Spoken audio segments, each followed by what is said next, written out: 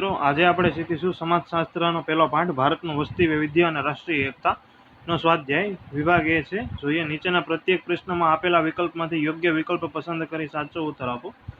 પહેલો સવાલ છે, ભારતમાં સૌથી વધુ કયા ધર્મના લોકો વસવાટ કરે છે? જવાબ આવે હિન્દુ.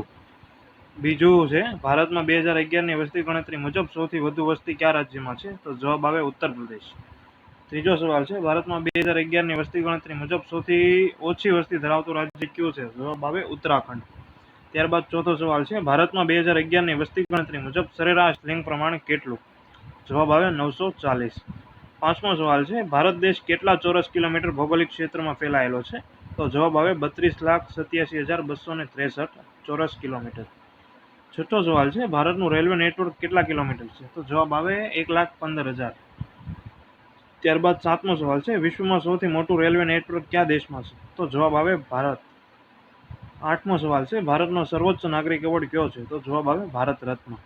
ત્યારબાદ વિભાગ બી છે, નીચેના પ્રશ્નોના એક વાક્યમાં જવાબ આપો. પહેલો સવાલ છે, 2011ની વસ્તી ગણતરી મુજબ ભારતમાં સ્ત્રી અને પુરુષનું પ્રમાણ જણાવો. તો કે મહિલાનું પ્રમાણ 48.49% અને પુરુષનું પ્રમાણ 51.51%.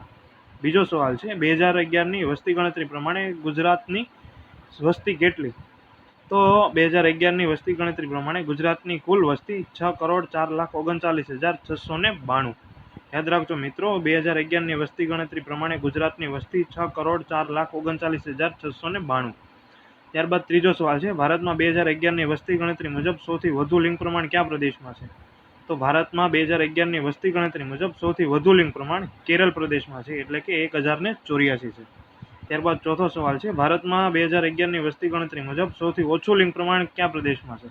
તો કે સૌથી ઓછું લિંગ પ્રમાણ કેન્દ્ર શાસિત પ્રદેશમાં દમણ અને દીવમાં છે, જે 618 છે. ત્યારબાદ પાંચમો સવાલ છે, ગુજરાતમાં ઈસવીસન 2011ની વસ્તી ગણતરી મુજબ અનુસૂચિત જનજાતિનું પ્રમાણ સૌથી વધુ કયા જિલ્લામાં છે? તો ગુજરાતમાં 2011ની વસ્તી ગણતરી મુજબ અનુસૂચિત જનજાતિનું સૌથી વધુ પ્રમાણ ડાંગ જિલ્લામાં, એટલે કે 94.65% છે.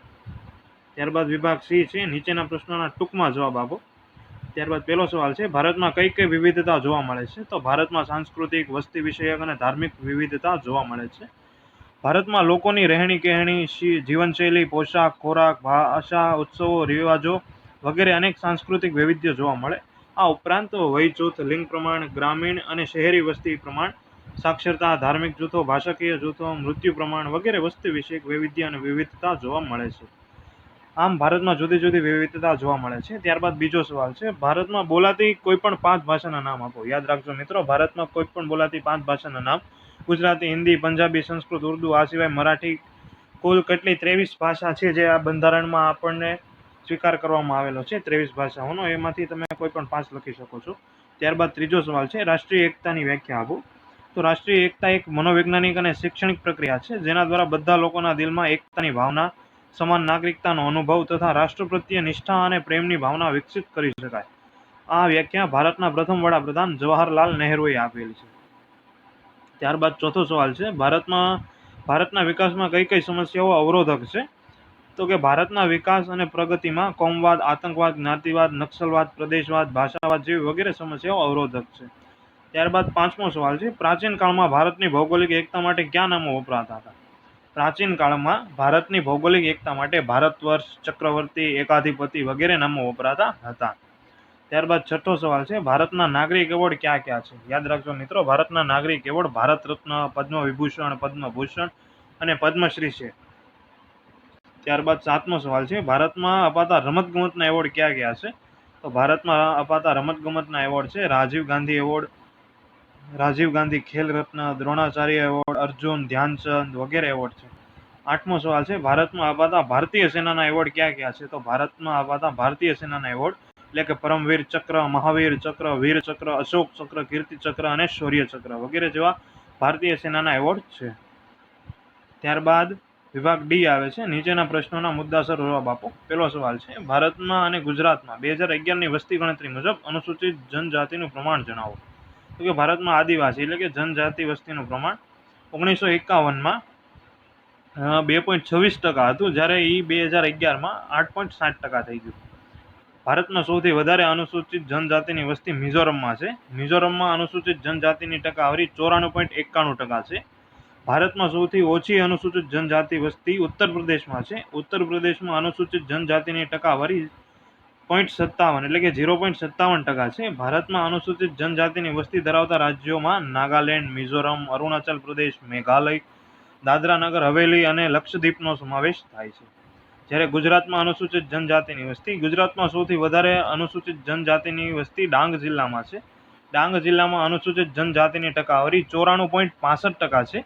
જ્યારે ગુજરાતમાં સૌથી ઓછી અનુસૂચિત જનજાતિની વસ્તી ભાવનગરમાં એટલે કે 0.32% છે. ગુજરાતમાં જુદા જુદા જિલ્લામાં વત્તા ઓછા પ્રમાણમાં આદિવાસી લોકો વસવાટ કરે છે.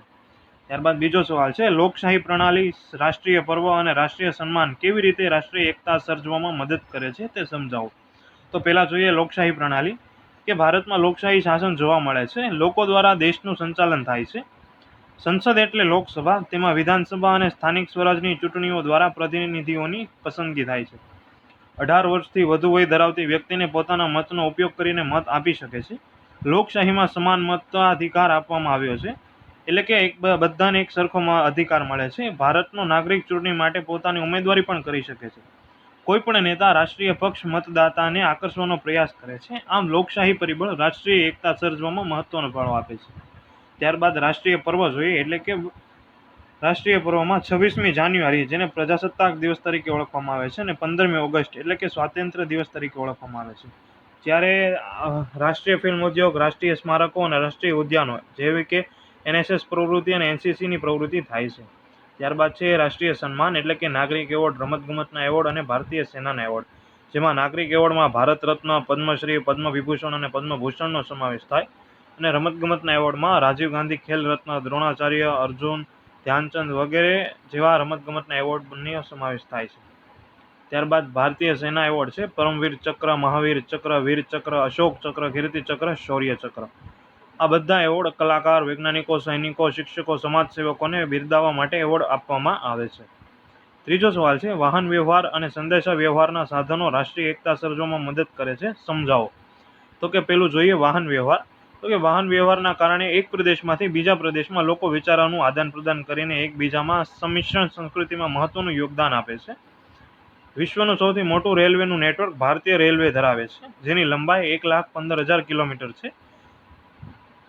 દરરોજ 2.3 કરોડ લોકો મુસાફરી કરે છે. બધા રાજ્ય અને પ્રદેશને ભારતીય રેલવે જોડે છે. વિમાન સેવાને કારણે ભારતના મોટા ભાગના નગરો જોડાઈ ગયા છે. તેમાંથી વાહન વ્યવહારો પણ ખૂબ જ ઝડપી બન્યા છે. વર્તમાન સમયમાં નોકરી, ધંધા, રોજગાર, શિક્ષણ, પ્રવાસ, પર્યટન વગેરે ઝડપી અને સરળ બન્યું છે. ત્યારબાદ જોઈએ સંદેશા વ્યવહારના સાધનો, કે વર્તમાનપત્ર, radio, TV, computer, mobile, internet વગેરે સમૂહ સંચાર માધ્યમો કહેવાય. તેમાં ફિલ્મ, સમાચાર, સિરિયલ, સાંસ્કૃતિક પ્રોગ્રામ, રાષ્ટ્રભક્તિના કાર્યક્રમ વગેરે કાર્યક્રમો સાંભળી અને નિહાળી શકીએ છીએ. 15મી ઓગસ્ટ અને 26મી જાન્યુઆરી જેવા દિવસોની ઉજવણી સમૂહ સંચાર માધ્યમોમાં આખો દિવસ કાર્યક્રમો નિહાળવામાં મળે છે. સમૂહ સંચાર માધ્યમો દ્વારા આતંકવાદ, કોમવાદ, જ્ઞાતિવાદ, ભાષાવાદ, પ્રદેશવાદ અને નક્સલવાદ જેવી સમસ્યાઓને દૂર કરવા સંદેશો આપે છે. આ સાથે આપણે જોઈએ વિભાગી, નીચેના પ્રશ્નોના સવિસ્તર જવાબ આપો. પહેલો સવાલ છે, ભારતનું સાંસ્કૃતિક વૈવિધ્ય જણાવો. તો કે સાંસ્કૃતિક વૈવિધ્યને અનેક સ્વરૂપે જોઈ શકાય છે. એમાં પહેલું છે ઉત્સવો, બીજું છે ભાષા, ત્રીજું પોશાક, ચોથું ખોરાક, પાંચમું છે જીવન નિર્વાહની રીત. પેલું જોઈએ ઉત્સવો. સમગ્ર ભારતમાં રાજ્યો અને કેન્દ્રશાસિત પ્રદેશમાં વિવિધ તહેવારો, ઉત્સવો ધૂમધામથી ઉજવવામાં આવે છે. દાખલા તરીકે દિવાળી, હોળી, દશેરા, નાતાલ, પતેતી વગેરે. ખેતીની ફસલને વધારવા ઉત્સવો જેવા કે અસમનો બિહુ, તમિલનાડુનો પોંગલ, ઉત્તર ભારતનો વૈશાખી, કેરલાનો ઓણમ વગેરેમાં લોકો ઉત્સાહથી સામેલ થાય છે. ગુરુ પૂર્ણિમા, બૌદ્ધ પૂર્ણિમા, મહાવીર જયંતિ, ગુરુ નાનક જયંતિ વગેરેની ઉજવણી પણ ઉત્સાહથી કરવામાં આવે છે. બીજું છે ભાષા. ભારતના બંધારણમાં 22 ભાષાનો સમાવેશ થાય છે. ઉદાહરણ તરીકે ગુજરાતી, મરાઠી, હિન્દુ, બંગાળી, નેપાળી, અસમી, કન્નડ, કાશ્મીરી, કોંકણી, મૈથિલી, મલયાલમ, મણિપુરી, ઉડિયા, પંજાબી, સંસ્કૃત, સિંધી, તમિલ, તેલુગુ, ઉર્દુ, બોડો, ડોંગરી, સંથાલી ભાષા કોઈ પણ પ્રદેશની ઓળખ બતાવે છે. ભાષા અને બોલીમાં પણ વૈવિધ્ય જોવા મળે છે. ત્યારબાદ ત્રીજું છે પોશાક. ભારતીય પોશાકમાં વિવિધતા જોવા મળે છે. પોશાક પરથી પ્રદેશની ઓળખ થાય છે. દાખલા તરીકે પંજાબમાં જઈએ તો આપણે પંજાબી બધા ડ્રેસ પહેર્યા હોય છે. ગુજરાતમાં જઈએ તો બધા ગુજરાતી સાડી અને જીન્સ પેન્ટ, શર્ટ વગેરે પહેર્યા હોય છે. ધર્મ પ્રમાણે પોશાકમાં પણ વિવિધતા જોવા મળે. દાખલા તરીકે બુરખા, રીદા, પાઘડી. ચોથું છે ખોરાક. પ્રદેશ અનુસાર ખોરાક હોય છે. ઉદાહરણ તરીકે દરિયાઈ પટ્ટીમાં માછલી હોય, મચ્છી હોય, ભાત હોય. પ્રદેશ પ્રમાણે ખોરાકમાં વિવિધતા જોવા મળે. ઉદાહરણ તરીકે પંજાબી થાળી, ગુજરાતી થાળી, જૈન ભાજીપાવ. ત્યારબાદ પાંચમો છે જીવન નિર્વાહની રીત. દરેક માનવી આર્થિક પ્રવૃત્તિ કરીને કુટુંબની જરૂરિયાત પૂરી કરે છે.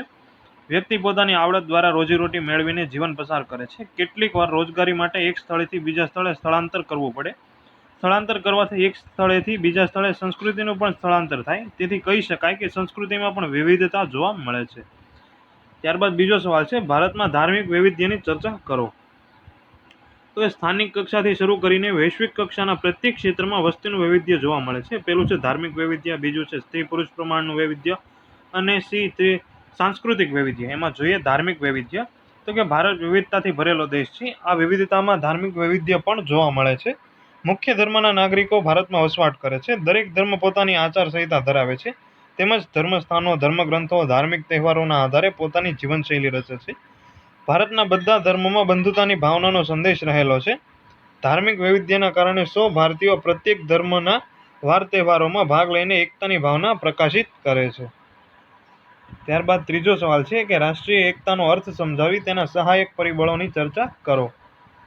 કે ભારતના પ્રથમ પ્રધાનમંત્રી જવાહરલાલ નહેરુએ રાષ્ટ્રીય એકતાની આપેલી વ્યાખ્યા જોઈએ. રાષ્ટ્રીય એકતા એક મનોવૈજ્ઞાનિક અને શૈક્ષણિક પ્રક્રિયા છે, જેના દ્વારા બધા લોકોના દિલમાં એકતાની ભાવના, સમાન નાગરિકતાનો અનુભવ અને રાષ્ટ્ર પ્રત્યે નિષ્ઠા અને પ્રેમની ભાવના વિકસિત કરી શકાય. ત્યારબાદ GS ધુર્પે કે રાષ્ટ્રના લોકોમાં એકતા, દ્રઢતા, સંબંધતાની ભાવના સામેલ છે, જેમાં લોકોના હૃદયમાં સામાન્ય નાગરિકની ધારણા તથા વફાદારીની ભાવના જોડાયેલ છે. ત્યારબાદ વિનોબા ભાવે આપેલી વ્યાખ્યા છે રાષ્ટ્રીય એકતા એ ભાવાત્મક એકતા, ભાઈચારો અને રાષ્ટ્રપ્રેમની દ્રઢ ભાવનાઓ છે, જે એક દેશના બધા નિવાસીઓને પોતાની વ્યક્તિગત, પ્રાદેશિક, ધાર્મિક, ભાષાકીય વિવિધતામાં સહાયતા કરે છે. ત્યારબાદ રાષ્ટ્રીય એકતાના સહાયક પરિબળો. યાદ રાખજો મિત્રો, રાષ્ટ્રીય એકતાના સહાયક પરિબળો 10 છે. પેલું છે ભૌગોલિક પરિબળ, બીજું છે ભારતનું બંધારણ, ત્રીજું છે નાગરિક ફરજો, ચોથું છે કાયદાઓ, પાંચમું છે લોકશાહી પ્રણાલી, છઠ્ઠું છે રાષ્ટ્રીય પર્વો, રાષ્ટ્રીય સન્માન, સાતમું છે રમતગમતની પ્રવૃત્તિ, આઠમું છે સમૂહ સંચારના માધ્યમો, નવમું છે વાહન વ્યવહારના સાધનો, 10મું છે પરસ્પરાવલંબન સંયોગીકરણ. તો એને વિસ્તૃત જોઈએ. પેલું છે ભૌગોલિક પરિબળ. તો કે ભારતમાં ભૂ રાજકીય એકતાનું દર્શન સમાનતા. ભારતમાં ઋષિમુનિઓ અને રાજ્યકર્તાઓ ધરાવતા હતા. સંસ્કૃત સાહિત્ય ઋગ્વેદમાં ભારતની ભૌગોલિક રાજકીય એકતાનું દર્શન થાય છે. ભારત માટે ભારતવર્ષ, ચક્રવર્તી, એકાધિપતિ નામનો ઉલ્લેખ થાય છે. ભારતમાં મંદિરો, પવિત્ર નદીઓ અને પહાડો પથરાયેલા છે. તેના દર્શન સ્થાન અને પહાડોની પરિક્રમાનો મહિમા છે. ઘણા બધા યાત્રાધામનો વિકાસ થયો છે. તેમાં રમણીય હવા ખાવાના સ્થળો, પ્રવાસ પર્યટન માટે કેટલા સ્થળોનો વિકાસ થયો છે. ઉત્તરમાં જમ્મુ કાશ્મીરથી શરૂ કરીને દક્ષિણમાં કન્યાકુમારી અને પૂર્વમાં આસામ, મણિપુરથી લઈને પશ્ચિમમાં ગુજરાત સુધી ફેલાયેલા ભારત દેશમાં રાષ્ટ્રીય એકતામાં ભૌગોલિક પ્રદેશથી બનેલો છે. ભારત 32,87,263 લાખ ચોરસ કિલોમીટર જેટલા ભૌગોલિક વિસ્તારમાં ફેલાયેલો છે. ભારતમાં 121 કરોડ જેટલી વસ્તી વસવાટ કરે છે. મેદાની વિસ્તારો, પહાડો, નદીઓ, સમુદ્રી જંગલોમાં વિવિધતા જોવા મળે છે. ઐતિહાસિક રીતે નાના નાના રાજ્યોમાં રજવાડા વહેંચાયેલો ભારત દેશ આજે એક દેશ તરીકે પ્રસિદ્ધ થયો. ભારતમાં લોકો જુદી જુદી પરિસ્થિતિમાં એકબીજાને મદદ અને સહકાર આપવાનું ભૂલતું નથી. ત્યારબાદ બીજું જોઈએ ભારતનું બંધારણ. કે વિશ્વમાં ભારતનું બંધારણ અન્ય દેશ કરતાં અલગ છે, લેખિત દસ્તાવેજ છે અને વિસ્તૃત છે. આમુખમાં સાર્વભૌમ, સમાજવાદી, બિનસાંપ્રદાયિકતા, લોકશાહી, પ્રજાસત્તાક રાષ્ટ્ર એવું કહેવામાં આવે છે. ન્યાય, સ્વાતંત્ર્ય, સમાનતા જેનો પાયો છે. ભારતના બંધારણમાં સમાનતાને અધિકાર, ધર્મ, જાતિ, લિંગ, જન્મ સ્થળને આધારે ભેદભાવ રાખી શકાય નહીં. ભારતના બંધારણમાં ભારતને ધર્મનિરપેક્ષ કહેવાય. દેશને કોઈ ધર્મ નથી. કોઈ પણ વ્યક્તિને કોઈ પણ ધર્મ પાળવાનો અધિકાર છે. કોઈ પણ વ્યક્તિ કોઈ પણ ધર્મ પાળી શકે છે અને ધર્મનો પ્રચાર પણ કરી શકે છે. કોઈ પણ વ્યક્તિ ભારતનો નાગરિક હોવાથી મુક્તપણે ભારતના કોઈ પણ પ્રદેશમાં વસવાટ કરી શકે છે. કોઈ પણ વ્યક્તિ કોઈ પણ ભાષા બોલી શકે છે. ભારતના બંધારણમાં વ્યક્તિને પોતાના હકો ફરજો આપવામાં આવ્યા છે. ત્યારબાદ ત્રીજું છે નાગરિક ફરજો. તો કે રાષ્ટ્રને વફાદાર રહેવું, રાષ્ટ્રધ્વજ અને રાષ્ટ્રગીતનો આદર કરવો, આઝાદી માટેની લડતને પ્રેરણા આપનાર ઉત્તમ સારા આદર્શોને હૃદયમાં સન્માનિત કરીને તેને અનુસરવું, ભારતનું સાર્વભૌમત્વ, એકતાનું અને અખંડિતતાનું સમર્થન કરીને રક્ષણ કરવું, દેશનું રક્ષણ કરવા યોગદાન આપવું અને રાષ્ટ્રીય સેવા કરવી, ધાર્મિક, ભાષાકીય, પ્રાદેશિક સાંપ્રદાયિકતાથી દૂર રહેવું, ભારતમાં દરેક લોકોમાં સમાનતા અને બંધુત્વની ભાવના વિકસાવવી, સ્ત્રીઓના ગૌરવને સન્માન મળે તેવો વ્યવહાર કરવો. ત્યારબાદ ચોથું છે કાયદાઓ. ભારતીય ફોજદારી કાયદાઓ જેવા કે જ્ઞાતિ, કોમ કે વર્ગ સંઘર્ષના પ્રોત્સાહનને અટકાવતા કાયદા, રાષ્ટ્રીય એકતા માટે વિઘાતકોના આપેક્ષ કરી રાજદ્રોહ અટકાવતા કાયદા, અસ્પૃશ્યતા નિવારણ અંગેના કાયદા, ચૂંટણી આચાર સંહિતાના કાયદાઓનું પાલન કરવું આપણા માટે આવશ્યક છે. ઉલ્લંઘન બદલ સજા પણ રાષ્ટ્રીય એકતા જાળવવામાં મદદરૂપ થાય છે. પાંચમું છે લોકશાહી પ્રણાલી. ભારતમાં લોકશાહી શાસન જોવા મળે છે. લોકો દ્વારા દેશનું સંચાલન થાય છે. સંસદ એટલે લોકસભા, વિધાનસભા અને સ્થાનિક સ્વરાજની ચૂંટણીઓ દ્વારા પ્રતિનિધિઓની પસંદગી થાય છે. 18 વર્ષથી વધુ વય ધરાવતી વ્યક્તિને પોતાના મતનો ઉપયોગ કરીને મત આપી શકે છે. લોકશાહીમાં સમાન મત અધિકાર આપવામાં આવ્યો છે. ભારતનો નાગરિક ચૂંટણી માટે પોતાની ઉમેદવારી પણ કરી શકે છે. આમ લોકશાહી પરિબળ રાષ્ટ્રીય એકતા સર્જવામાં મહત્વનો ફાળો આપે છે.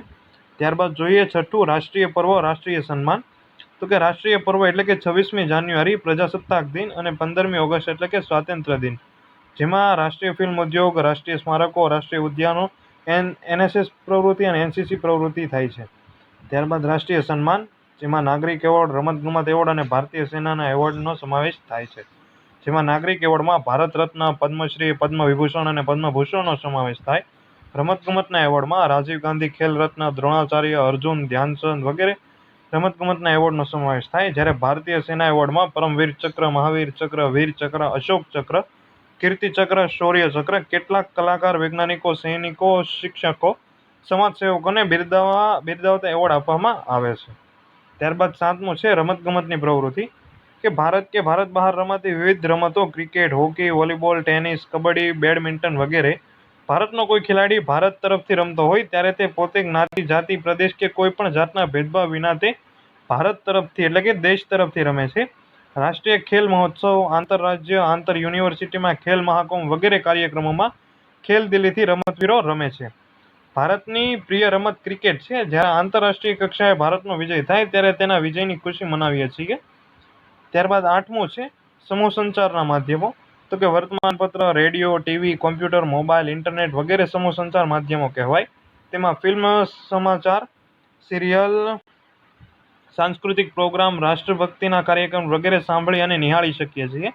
15મી ઓગસ્ટ અને 26મી જાન્યુઆરી જેવા દિવસોની ઉજવણી સમૂહ સંચાર માધ્યમોમાં આખો દિવસ કાર્યક્રમો નિહાળવા મળે છે. સમૂહ સંચાર માધ્યમો દ્વારા આતંકવાદ, કોમવાદ, જ્ઞાતિવાદ, ભાષાવાદ, પ્રદેશવાદ અને નક્સલવાદ જેવી સમસ્યાઓને દૂર કરવા માટે સંદેશો આપે છે. નવમું છે વાહન વ્યવહારના સાધનો. તો કે વાહન વ્યવહારના સાધનોને કારણે એક પ્રદેશમાંથી બીજા પ્રદેશમાં લોકો વિચારોનું આદાન પ્રદાન કરીને એકબીજામાં સંમિશ્રણ સંસ્કૃતિમાં મહત્વનું પ્રદાન આપે છે, એટલે કે મહત્વનું યોગદાન આપે છે. વિશ્વનું સૌથી મોટું રેલવે નેટવર્ક ભારતીય રેલવે ધરાવે છે. 1,15,000 કિલોમીટર, દરરોજ 2.3 કરોડ લોકો મુસાફરી કરે છે. બધા રાજ્ય અને પ્રદેશને જોડે છે. વર્તમાન સમયમાં નોકરી, ધંધા, રોજગાર, શિક્ષણ, પ્રવાસ, પર્યટન વગેરે ઝડપી અને સરળ બન્યું છે. ત્યારબાદ 10મું છે પરસ્પરાવલંબન અને સંયોગીકરણ. તો કે આધુનિક ખેતી, ઉદ્યોગો, નોકરી અને વિજ્ઞાનનો વિકાસ થતાં રોજગારી પણ વધી અને બેરોજગારી પણ વધી. ગામડું શહેર પર આધાર રાખે છે અને શહેર ગામડા પર આધાર રાખે છે. દરેક જ્ઞાતિ, જાતિ, ધર્મના લોકો પણ એકબીજા પર આધાર રાખે છે. આમ ભેદભાવ અને અસ્પૃશ્યતા ઘટતા, શિક્ષણનું પ્રમાણ વધતા રાષ્ટ્રીય એકતા વધી છે. તો આ સાથે મિત્રો આપણો અહીં સમાજશાસ્ત્રનો પહેલો પાઠ પૂરો થાય છે. ભારતનું વસ્તી વૈવિધ્ય અને રાષ્ટ્રીય એકતા. તો આ તમને મારી ચેનલ ગમી હોય તો સબસ્ક્રાઈબ કરો અને તમારા મિત્રોને વધુમાં વધુ શેર કરો. કાંઈ પણ પ્રશ્ન હોય મને ઇન્સ્ટાગ્રામ પર મેસેજ કરી જણાવો.